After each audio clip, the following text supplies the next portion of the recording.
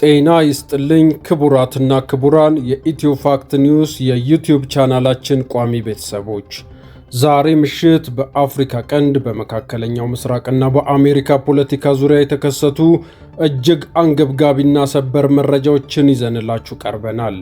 ቪዲዮውን ከመጀመራችን በፊት ላይክ ማድረጋችሁን እንዳትዘነጉ፣ ለቻናላችን አዲስ ከሆናችሁ ሰብስክራይብ በማድረግ የደውል ምልክቱን በመጫን ሁልጊዜም ፈጣንና እውነተኛ መረጃዎች እንዲደርሷችሁ እንጋብዛለን።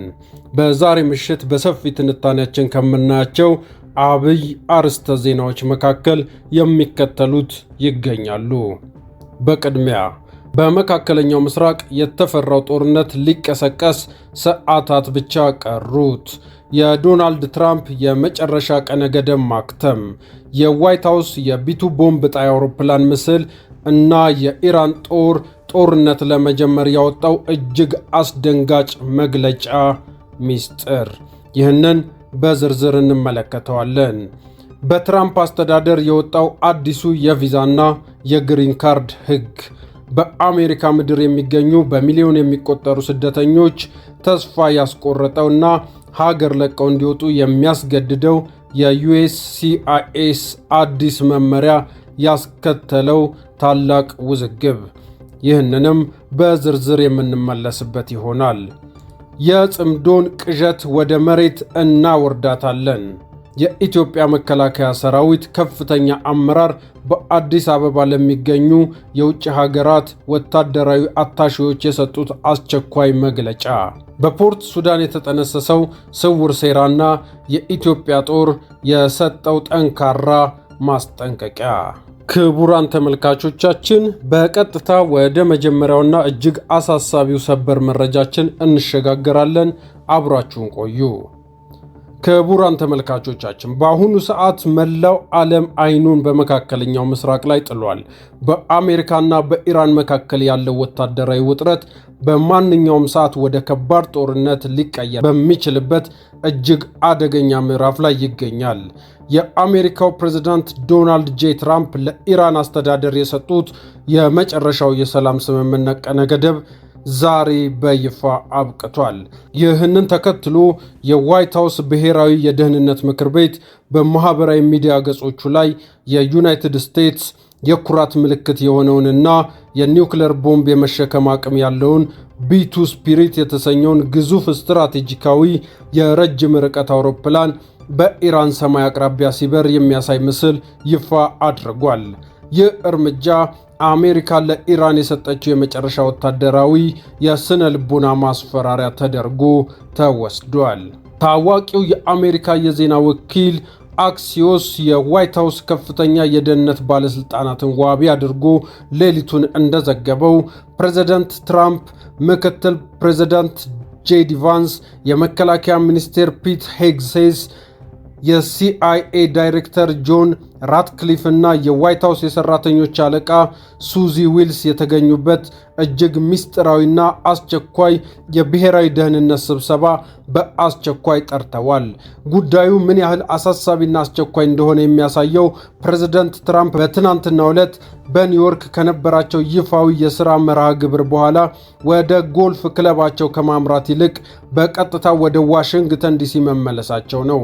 ይባስ ብሎም ፕሬዝዳንቱ በራሳቸው የትሩዝ ሶሻል ገጻቸው ላይ ባሰፈሩት መግለጫ በዚህ እጅግ ታሪካዊና ወሳኝ ወቅት በዋይት ሃውስ መገኘታቸው ግዴታ በመሆኑ ምክንያት በዚህ ሳምንት መጨረሻ ላይ በሚካሄደው የገዛ ልጃቸው የዶናልድ ትራምፕ ጁኒየር የሰርግ ስነ ስርዓት ላይ እንኳን ሳይገኙ መቅረታቸውን በይፋ አስታውቀዋል።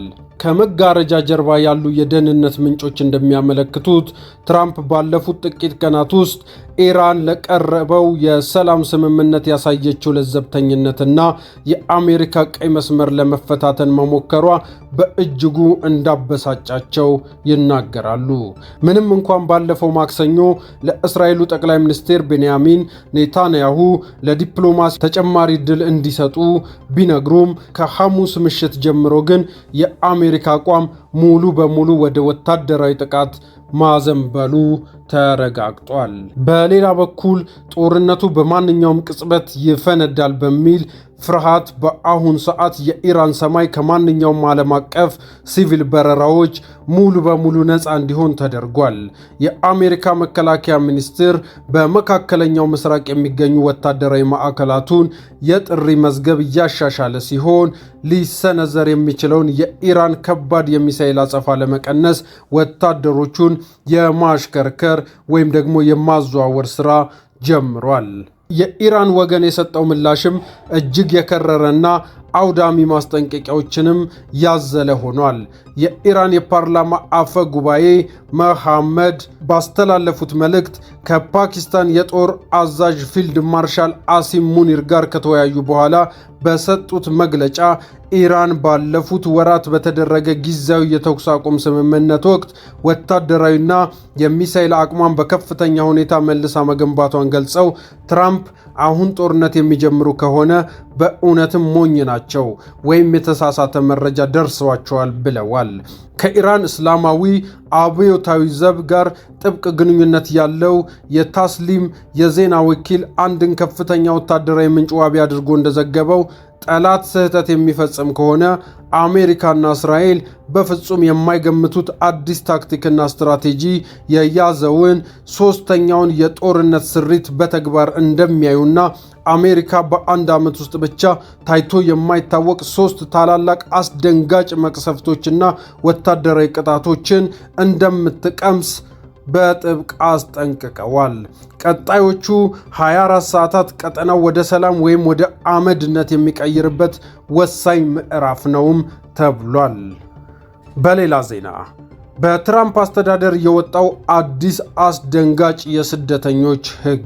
ወደዚህ ሰበር መረጃችን ስናልፍ የፕሬዝዳንት ዶናልድ ትራምፕ አስተዳደር በአሜሪካ ምድር ላይ በሚኖሩና ሕጋዊ የመኖሪያ ፍቃድ ለማግኘት በሚጠባበቁ በሚሊዮን የሚቆጠሩ የውጭ ሀገር ዜጎች ላይ እጅግ አስደንጋጭና ያልተጠበቀ አዲስ ፖሊሲ በይፋ ስራ ላይ መዋሉን ታውቋል። የአሜሪካ የዜግነትና የስደተኞች አገልግሎት ባወጣው አዲስ መመሪያ መሰረት ከዚህ በኋላ በአሜሪካ ውስጥ በተለያዩ ጊዜያዊ ቪዛዎች ማለትም በተማሪ፣ በጊዜያዊ ስራ ወይም በቱሪስት ቪዛ ላይ ያሉና ወደ ቋሚ የመኖሪያ ፈቃድ ወይም ግሪን ካርድ ለመቀየር የሚያመለክቱ ስደተኞች በአሜሪካ ምድር ላይ ሆነው ሂደታቸውን መከታተል አይችሉም። አዲሱ ሕግ እነዚህ ስደተኞች በአስገዳጅ ሁኔታ ዩናይትድ ስቴትስን ሙሉ በሙሉ ለቀው እንዲወጡና ወደ ሀገራቸው ተመልሰው በዚያ በሚገኘው የአሜሪካ ኤምባሲ ወይም ቆንስላ በኩል በውጭ ጉዳይ መስሪያ ቤት አማካኝነት ብቻ ጉዳያቸውን ከውጭ ሆነው ሊያመለክቱና እንዲከታተሉ ያስገድዳል። ይህ ውሳኔ ቀደም ሲል ሰዎች በሀገር ውስጥ ሕጋዊ ቪዛ ያላቸው የመኖሪያ ፈቃድ እንዲጠይቁና ሁኔታቸውን እንዲያስተካክሉ የሚፈቅደውን የቆየ አሰራር ሙሉ በሙሉ የሚቀለብስ ነው ተብሏል። የአሜሪካ የሀገር ውስጥ የደህንነት መስሪያ ቤት በይፋዊ መግለጫው ላይ የሀገራችንን የስደተኞች አሰራር አላግባብ የመበዝበዝና የሕግ ክፍተቶችን እንደ ሎተሪ የመጠቀም ዘመን አክትሟል ሲል አዲሱን መመሪያ ደግፏል። የዩኤስሲአይኤስ ቃል አቀባይ ዛክ ሃሌር እንደገለጹት ጊዜያዊ ቪዛ ያላቸው ሰዎች ወደ አሜሪካ የመጡት ለተወሰነ ጊዜና ለተወሰነ ዓላማ ብቻ ነው። የእነሱ ቆይታ ወደ ግሪን ካርድ መሸጋገር የመጀመሪያው ደረጃ ተደርጎ መወሰድ የለበትም። ይህ አዲስ አሰራር ፍትሐዊና ሕጋዊ ስርዓቱን የሚያስከብር ነውም ብለዋል። ይሁን እንጂ ይህ ውሳኔ በአሜሪካ የስደተኞች መብት ተሟጋች ድርጅቶችና በታዋቂ የሕግ ተቋማት ዘንድ ከፍተኛ ትችትና ታላቅ ውዝግብ አስነስቷል። ታዋቂው የስደተኞች ጥናት ተቋም ካቶ ኢንስቲትዩት እና የቀድሞ የኢሚግሬሽን ባለስልጣናት እንደ ማይክል ቫለን ያሉ ባለሙያዎች ለቢቢሲ በሰጡት አስተያየት ይህ አዲስ ፖሊሲ በአሁኑ ሰዓት በህጋዊ መንገድ እየሰሩና እየተማሩ ያሉ በመቶ ሺዎች የሚቆጠሩ ቤተሰቦችን እቅድ ሙሉ በሙሉ የሚያዛባ ባልና ሚስትን ወይም ወላጅና ልጆችን ለዓመታት የሚነጣጥል ጨካኝ ውሳኔ ነው ብለውታል። በተጨማሪም የመኖሪያ ፍቃድ ለማግኘት ብለው ከአሜሪካ ወጥተው ወደ ሀገራቸው የሚመለሱ ስደተኞች በቪዛ እገዳዎች በኤምባሲዎች መዘጋጀት ምክንያት ዳግም ወደ አሜሪካ የመመለስ ዕድላቸው ሙሉ በሙሉ ሊዘጋ እንደሚችል ከፍተኛ ስጋትም ፈጥሯል። ሕጉን አክብረው ለኖሩ ሰዎች ይህ ውሳኔ ትልቅ ክህደት ነው ሲሉ ተሟጋቾች ይናገራሉ። ዩኤስሲአይኤስ ግን አክሎ እንደገለጸው ይህ መመሪያ የሥራ ጫናውን በመቀነስ ትኩረቱን በሕገወጥ የሰዎች ዝውውር ሰለባዎችና እጅግ አንገብጋቢ በሆኑ ልዩ የሰብአዊ መብት ጉዳዮች ላይ ብቻ ለማድረግ ያስችለዋል ተብሏል። አሁን ደግሞ ወደ ሀገራዊና ቀጠናዊ መረጃዎች እንሸጋገራለን። የኢትዮጵያ መከላከያ ሰራዊት በሀገሪቱ ሉዓላዊነትና ደህንነት ላይ ያንዣበበ ያለውን አዲስ ቀጠናዊ አደጋና ስውር ሴራዎችን በተመለከተ በአዲስ አበባ ለሚገኙ ዓለም አቀፍ አምባሳደሮች፣ የዲፕሎማቲክ ማህበረሰብ አባላት እና የውጭ ሀገር ወታደራዊ አታሺዎች አስቸኳይና እጅግ ዝርዝር ማብራሪያ መስጠቱ ታውቋል። የመከላከያ ሚኒስቴር የውጭ ግንኙነትና ወታደራዊ ትብብር ዳይሬክተር ሜጀር ጀነራል ተሾመ ገመቹ በሀገሪቱ ብሔራዊ ቴሌቪዥን ቀርበው በሰጡትና 21 ደቂቃ በፈጀው እጅግ ጠንካራ ቃለ መጠይቅ ላይ እንደገለጹት ይህ ገለጻ ለዲፕሎማቲክ ማህበረሰቡ አስቀድሞ መሰጠቱ አስፈላጊ የሆነበት ምክንያት ነገ የኢትዮጵያ ሉዓላዊነትን ለማስከበርና ድንበር ለመጠበቅ ሲባል ታላቅና የማያዳግም ወታደራዊ እርምጃ በሚወሰድበት ወቅት ወዳጆቻችንም ሆነ የውጭ አካላት የጉዳዩን እውነተኛ መነሻ አስቀድመው እንዲገነዘቡና ከጎናችን እንዲቆሙ ለማድረግ ታስቦ ነው ብለዋል። ይህ የመከላከያ ሰራዊት አስቸኳይ ዝግጁነት መግለጫና ለአምባሳደሮች የተሰጠው ማብራሪያ የወጣው ሰሞኑን ከኤርትራ መንግስት ጋር የጠበቀ ግንኙነት እንዳለው በሚነገርለት ህምና ቲቪ በተሰኘው የዩቲዩብ ገጽ ላይ የተወሰኑ የኢትዮጵያ ጸረ ሰላም ኃይሎች የሱዳንና የኤርትራ ከፍተኛ ግለሰቦች በፖርት ሱዳን ከተማ ተገኝተው ምስጢራዊ ስብሰባ ማድረጋቸውን የሚያሳይ የቪዲዮ ቅጂ ይፋ መደረጉን ተከትሎ ነው። ይህ ስብሰባ ጽምዶ በሚል አዲስ ስያሜ እንደሚንቀሳቀስ የታወቀ ሲሆን ይህ ቃል ቀደም ሲል በህወሓት አመራሮችና በኤርትራ መንግስት መካከል ያለውን ድብቅ ግንኙነት ለመግለጽ በተለያዩ ወገኖች ጥቅም ላይ ይውል የነበረ መሆኑ ይታወሳል። ሜጀር ጀነራል ተሾመ ገመቹ ይህንን ስብስብ ጫንቃቸውን ለባዕድ ቀንበር አሳልፈው የሰጡ ለራሳቸው ጥቅም ሲሉ ለግብጾች ተላላኪ የሆኑ የጸረ ሉዓላዊ ኃይሎች ስብስብ ሲሉ በጽኑ ኮንነውታል። ይህ ወቅታዊ ሁኔታ የተከሰተው በኢትዮጵያና በሱዳን መካከል ያለው ወታደራዊ ውጥረት በከፍተኛ ሁኔታ በፈነዳበት ወቅት ነው። ባለፉት ሳምንታት የሱዳን ጦር ኃይሎች መሪ ጀነራል አብዱል ፈታህ አልቡርሃን አስተዳደር ከተባበሩት አረብ ኤሚሬትስ የተላኩና ከኢትዮጵያ ባህር ዳር አውሮፕላን ማረፊያ የተነሱ ድሮኖች በካርቱም ላይ 4 ጊዜ ጥቃት ፈጽመውብናል በሚል ክስ ሰንዝረው አምባሳደራቸውን መጥራታቸው እና በፋሽጋ ድንበር አካባቢ ጦር ማከማቸታቸውን ይታወሳል። የኢትዮጵያ መንግስት ይህንን ክስ ሙሉ በሙሉ ውድቅ በማድረግ ሱዳን እና ኤርትራ ለተለያዩ ጸረ ኢትዮጵያ ኃይሎች ማዕከልና መፈልፈያ በመሆን እያገለገሉ መሆናቸውን በግልጽ ከሷል።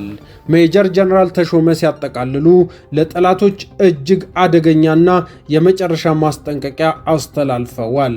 ይችኛዋን የጽምዶ ቅዠትና የባዕዳን ተላላኪነት ወደ መሬት ላይ እናወርዳታለን ብለው ስንዝር ታክቲካዊ እንቅስቃሴ በኢትዮጵያ ወሰንና ድንበር ላይ ለመሞከር ቢከጅሉ እንደ ሉዓላዊ ሀገር በመንግስትና በሕዝብ የተጣለበትን ግዳጅ ለመፈጸም ሌት ተቀን የሚሰራው የሀገር መከላከያ ሰራዊት ሰም በእሳት ላይ ሲወድቅ እንደሚቀልጠው ሁሉንም ጠላቶችና የጥፋት ኃይሎች በአጭር ጊዜ ውስጥ ያቀልጣል ሲሉ የጦሩን ፍጹም ዝግጁነት አረጋግጠዋል።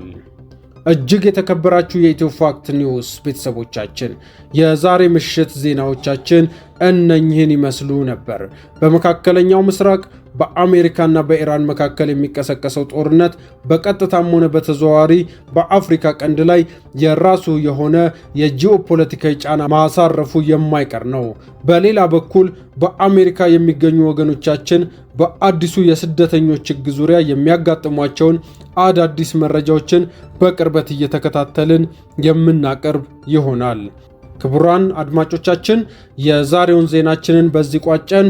ይህንን ቪዲዮ ላይክ ማድረጋችሁንና ለወዳጅ ዘመዶ ሼር ማድረጋችሁን እንዳትዘነጉ። መረጃዎችም በፍጥነት እንዲደርሷችሁ ቻናላችንን ሰብስክራይብ አድርጉ። ሰላም ለኢትዮጵያ፣ ሰላም ለሀገራችን፣ ሰላም ለሕዝባችን። መልካም ምሽት።